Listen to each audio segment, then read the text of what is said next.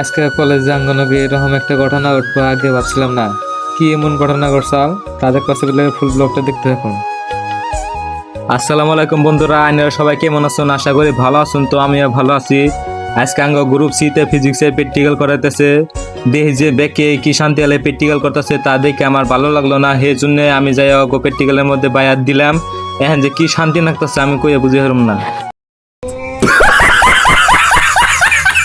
পরে দেখি জাঙ্গ জ্যোতিষ দাইতেছে, কারণ জ্যোতিষ দা হলো প্র্যাকটিক্যালের গুরু। জ্যোতিষটা সব প্র্যাকটিক্যালই করা হারে, তাই সবাই প্র্যাকটিক্যাল করে বুঝিয়ে দিতেছে।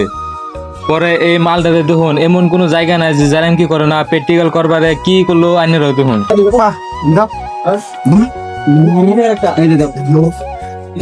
গাড়ি গাড়ি স্টার্ট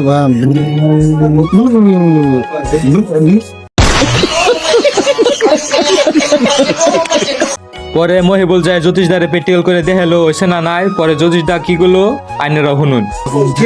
বর্তমান মজা আসে একদম মোটো মজা আসে না এই মালটারে দেখুন ওর ডেলি বার্থডে থাকে দেখে ওর নাম আমরা বার্থডে বয় রাখছি। এই নামটা কার কার ভালো লাগছে কমেন্টে জানিয়ে দিবেন।